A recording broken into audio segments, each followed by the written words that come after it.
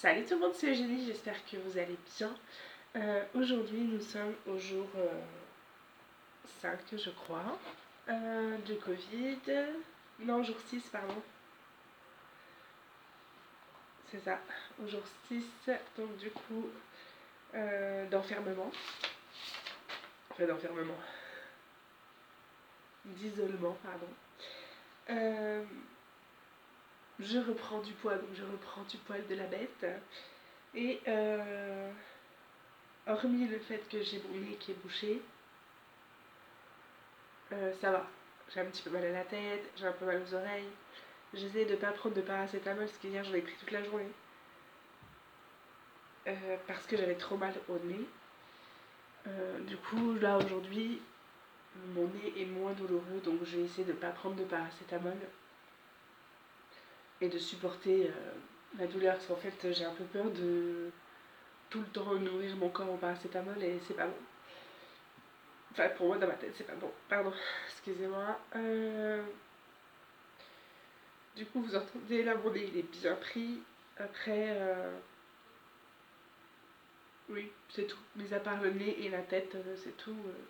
C'est tout les seuls endroits où j'ai mal, en fait. J'ai bien dormi. Enfin, franchement, depuis que j'ai enfermé, enfin, depuis que je suis en Covid, donc depuis le 22, on est le 27 aujourd'hui, il n'y a eu qu'une seule nuit où j'ai pas bien dormi. Sinon, les autres nuits, franchement, je dors bien. L'infirmier m'a donné des exercices pour savoir si j'avais besoin d'aller. Enfin, si j'étais en difficulté respiratoire. Parce qu'il m'a expliqué que parfois on s'en rend pas compte. Du coup, je vais vous donner l'astuce. Comme ça, si jamais ça vous arrive ou quoi, je trouve ça plus facile à faire. En fait, vous calculez pendant 1 minute le nombre de fois où vous inspirez. Donc, vous commencez.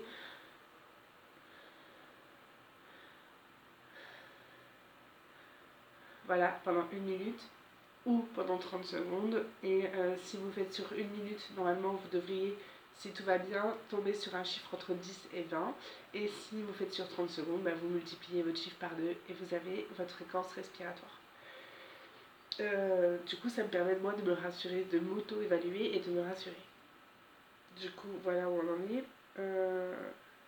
Là, je me rends compte que je respire pas bien parce que. Enfin, que je respire pas bien.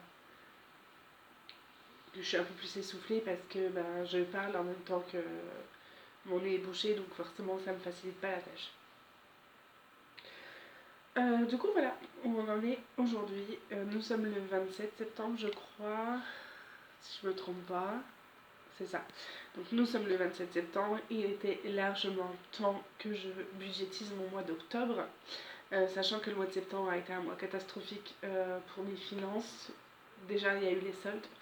Je me suis acheté un nouveau lit. Celui-ci d'ailleurs, heureusement, je ne le regrette pas du tout.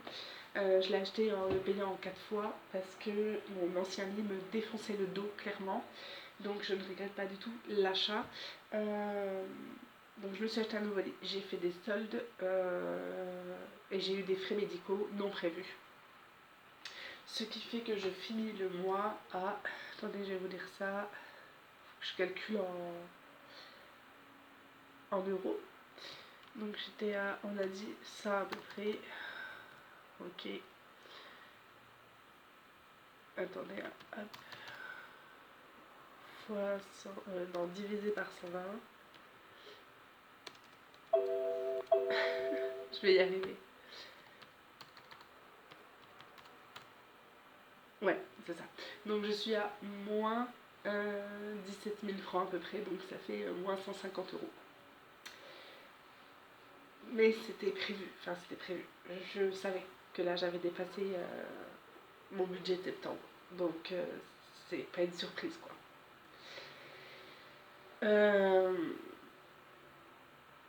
Ok, du coup, je vais vous montrer ma prévision du coup de mois d'octobre.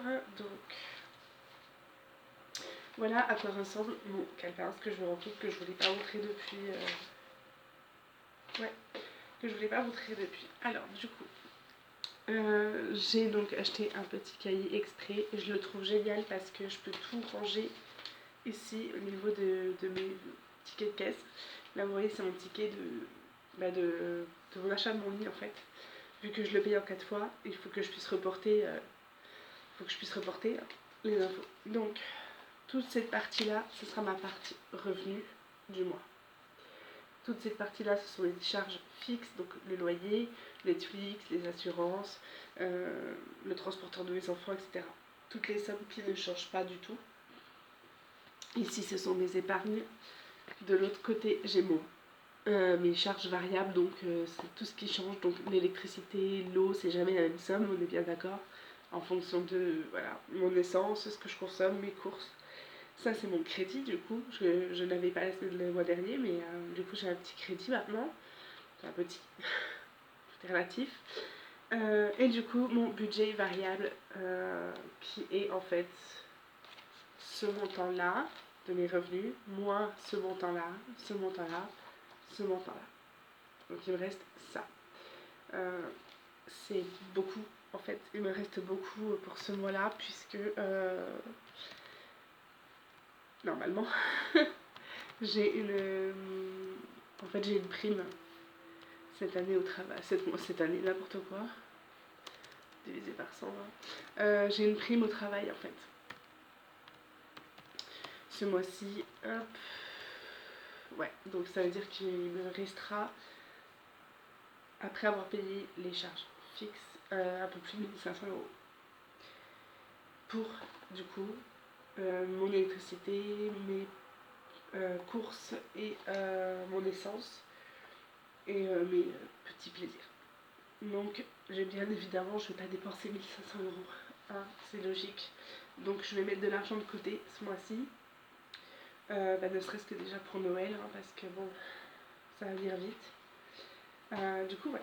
À quoi ressemble en gros mon budget prévisionnel du mois? Lorsque je vais toucher mon salaire, je vais noter ce que j'ai prévu, je vais noter le réel et à côté, je vais noter la différence.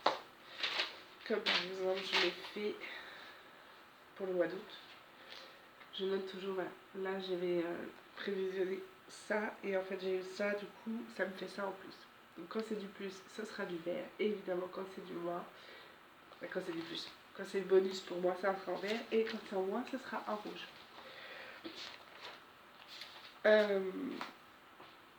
J'avais pas prévu, comment dire. Au mois de septembre, vu que la situation avec Ellie a changé et qu'on était Covid, la fin du Covid free, pardon, je vais réussir à parler. J'ai fait des courses de façon pas très intelligente. Quand j'ai su que le Covid était là, j'ai fait comme tout le monde. Je suis allée faire mes courses et j'ai acheté pour presque 500 euros de courses. Du coup, je m'aperçois que non seulement on mange mal parce que j'ai acheté des choses que je vais pas.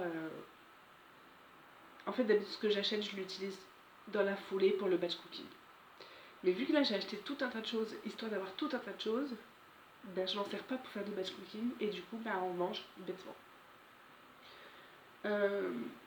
J'ai pas préparé mes repas, donc du coup, on arrive le soir, on est fatigué, on n'a pas vraiment envie de cuisiner.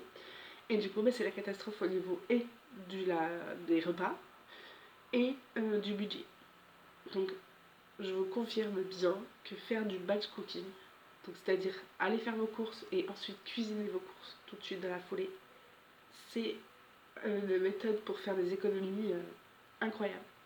Vraiment, moi, je vois la différence entre là, ce mois-ci, où j'ai rien fait, j'ai pas préparé du tout, et comment j'ai dépensé. Combien de fois je suis allée au magasin acheter du pain ou des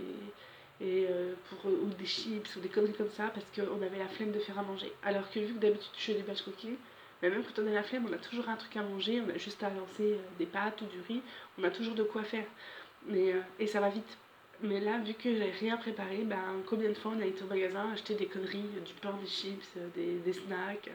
Donc c'est de l'argent qui n'était pas prévu d'être dépensé, qui a été dépensé en plus. C'est les 150 euros que j'ai dépensé bêtement. Après, je vous avouerai que vu que les enfants étaient confinés, je voulais leur faire plaisir aussi, donc j'ai acheté des choses que j'achète pas d'habitude, du genre des glaces, du popcorn, voilà. Donc du coup, je savais quand le Covid est arrivé que ça allait impacter mon budget. Là, je suis en confinement strict de toute seule. Enfin, toute seule. Les enfants sont là-haut avec mon mari, ils mangent, mais jusqu'au 1er octobre. Le jour où je dois aller faire mes courses, en fait. Donc, du coup, écoutez, ça tombe bien. Donc, j'ai toute la semaine pour prévoir ce qu'on va manger et tout ça pour après, parce qu'il est hors de question que je recommence un mois comme le mois de septembre. Là, j'ai de la chance d'avoir une prime qui va m'aider à recouvrir ces 150 € de découvert. Bon, après, c'était pas un découvert énorme, donc ça aurait été vite à. Enfin, là, à la fin du mois, ça aurait été réglé, hein, mais bon. Voilà, j'ai pas l'intention de faire des conneries comme j'ai fait en septembre au niveau du budget, en tout cas tous les mois. Donc voilà. Au niveau du moral, parce qu'on a parlé, on a parlé des symptômes du Covid, on n'a pas parlé du moral. Ça va. Ça va bien. Après, je vous avouerai que là, je commence à saturer un peu. Mais là, c'est parce qu'aujourd'hui, je suis fatiguée. Vraiment, je sens qu'aujourd'hui, si je ne prends pas de Doliprane, comme j'ai pas l'intention d'en prendre, je vais être fatiguée. Après, je me dis, est-ce que ça vaut le coup de sacrifier ma journée d'aujourd'hui en étant bien fatiguée, en me reposant, ce que je suis censée faire de toute façon, et du coup, j'épargne à mon corps de prendre un médicament, ou est-ce que je prends quand même un Doliprane, et puis je sais pas, je vais voir en fonction. Après, là, j'avoue que dès que j'ai fait ma vidéo, je vais m'allonger, je vais me coucher, parce que je suis naze et j'ai mal à la tête. Mais sinon, au niveau du moral, ça va bien. Donc voilà, je vous fais plein... Pardon, j'ai le au pied. Je vous fais plein de bisous, prenez bien soin de vous. À demain. Ciao.